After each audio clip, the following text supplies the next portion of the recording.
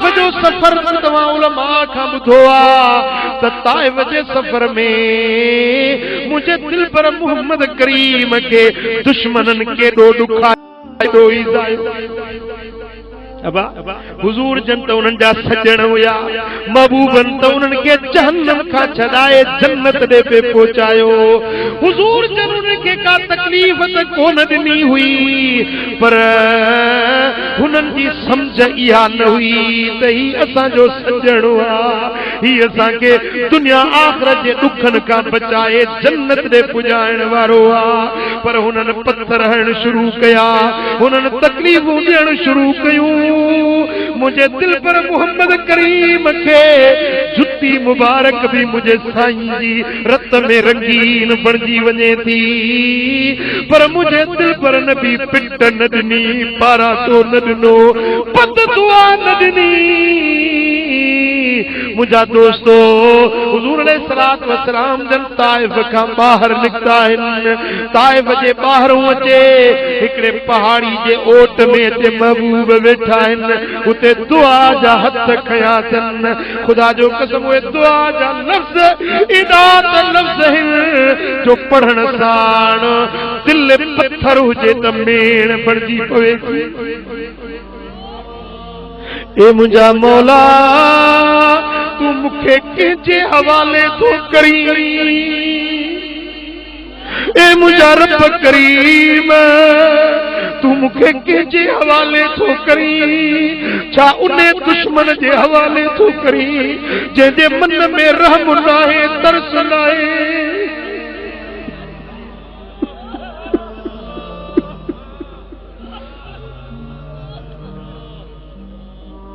हबीबन करीमन पंहिंजे मालिक करीम जेकियूं ये दुआ जा लफ़्ज़ ॻाल्हाया आहिनि ए मुंहिंजा मालिक मेहरबान तू मुखे कंहिंजे हवाले थो करी जेॾी महिल महबूबन इहे लफ़्ज़ चया होॾो रब जे ज़ात बाबरकात फरमायो जिब्रील वञो अॼु मुंहिंजो महबूब ॾुखारो आहे अज मुझो महबूब गमगीन वही अर्ज करी से मुझो पैगाम पहुंचाई से ए मुझा सोना हबीब जे तू चवी त ताइफ के बिन जबलन जे विच में चीबाटे खत्म करे छड़जे जे तू चई त हिननि ते पत्थर वसाया वञन जे तू चवी त हिननि खे तरह तरह जे अज़ाबन में गिरफ्तार कयो वञे ओ सोना हबीब अॼु चओ जीअं चवंदे तीअं थी पवंदो सरकार फरमाइता जिब्रील मां दुआ घुरा तू आमीन चए जाए मुझे लजपाल दुआ घुरी या अल्लाह ही मुखे नथा सुञाणने हिननि जे दिलनि में मुंहिंजी सुञाण पैदा कर ए मुंहिंजा मौला हिननि खे हिदायत नसीब कर मुझे दिल पर मोहम्मद करीम उन्हनि जे लाइ वरी बि रहमत ऐं मग़फ़िरत जी दुआ घुरी ओ तुंहिंजा थोरा मदनी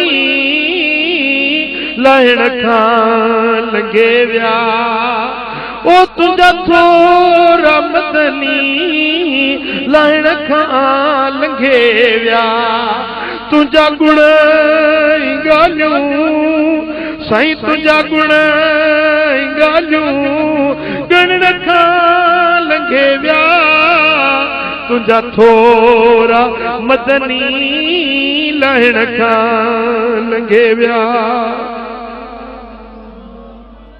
अल्लाह अकबर ओ मुंहिंजा दोस्तो मुझे सुने हबीब वरी उन्हनि जे लाइ रहमत जी दुआ घुरी आहे मुंहिंजा दोस्तो वरी जॾहिं हज जो मौक़ो आयो आहे त मुंहिंजे दिलबर नबी हज ते जेकी अतराफ़ अकनाफ़ आलम खां जेकी माण्हू अचनि पिया महबूब वञी उन्हनि खे पंहिंजे दीन जो पैगाम पहुचाइनि पिया।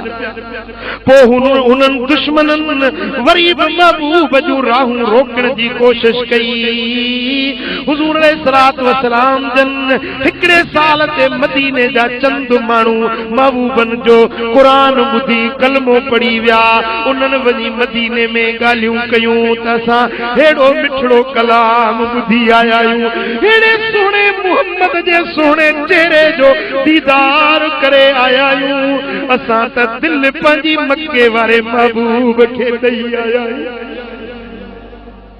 उन्हनि वञी उते ॻाल्हियूं कयूं त पोइ उतों वरी मदीने जा ॿिया माण्हू बि संभरिया त असां बि हली इन पिरीअ जो दीदार कंदासीं।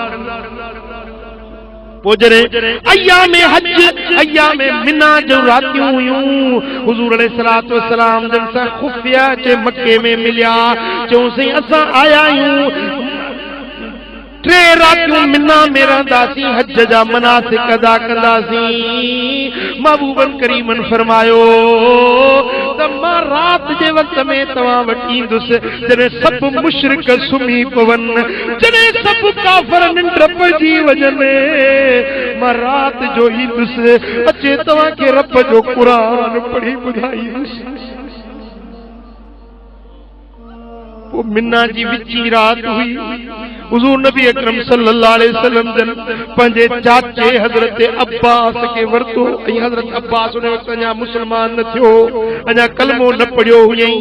हुज़ूर अलैहिस्सलातु वस्सलाम जन जो चाचो हो, खूनी रिश्तो हुयो। हबीबन करीमन फरमायो त चाचा तू मूंसां गॾिजी हल त मदीने वारनि खे मां रब जो पैगाम हली पहुचाया। हुज़ूर अलैहिस्सलातु वस्सलाम जन रात जो अक़बा जेका वॾो जुमरो आहे, वॾो शैतान जेको आहे मक्के वारे पासे ॾो जमरतुल अक़बा, उन अक़बा जे पासे में जेका जबल जी घाटी आहे, पहाड़ जो हीअं वकड़ अचे थो, उन में विच में गार वारो नमूनो आहे। उन जाइ ते हुज़ूर अलैहिस्सलातु वस्सलाम फरमायो त रात जे वक़्त में जॾहिं सभु मुशरिक सुम्ही पवनि त पोइ मां बि ईंदुसि, तव्हां बि हिते अचिजो त तव्हांखे पंहिंजे रब जो क़ुरान पढ़ी ॿुधाईंदुसि। पोइ हुज़ूर अलैहिस्सलातु वस्सलाम जन रात जो पंहिंजे चाचे सां गॾिजी पहुता आहिनि। ऐं हू बि ॾिठो त जेॾी महिल सभु माण्हू मुशरिक सुम्ही पिया आहिनि, पोइ उहे आस्ते आस्ते उथिया 70 ॼणा, जिन में 2 औरतूं हुयूं, 2 औरतूं हुयूं, ॿिया मर्द हुया 12 ॼणा औस कबीले जा, बाक़ी खज़रज जा। इहे सभई गॾिजी करे या छिड़ विछड़ थी करे मुंहिंजे दिलबर नबी सां कयल वाइदे मुताबिक़ उन घाटीअ में आया। उन पहाड़ जे लक में अचे महबूबन जो इंतजार करण लगा। रात जे टाइम ते मुंहिंजा दिलबर मोहम्मद करीम भी आया। जीअं महबूब आया त पहाड़ उहे घाटियूं मुंहिंजे दिलबर नबी जे नूर सां रोशन थी। सुभान अल्लाह, सुभान अल्लाह। उहा घाटी उन जाइ ते अक़बा नाले मस्जिद ठाही अथनि, मां पंहिंजे अखियुनि सां हींअर ॾिसी आयुसि। सुभान अल्लाह। उन जाइ ते वञो त अॼु बि ॼणो उहो मंज़र अखियुनि जे अॻियां तरी थो अचे। बे इख़्तियार अखियुनि मां लुड़क टिनी पवनि था त छा मुंहिंजे दिलबर मोहम्मद करीम जे ग़ुलामनि जो कमाल हुयो। जेॾी महिल उन अक़बा जी वादी में, उन पहाड़ जी घाटी में मुंहिंजा सोना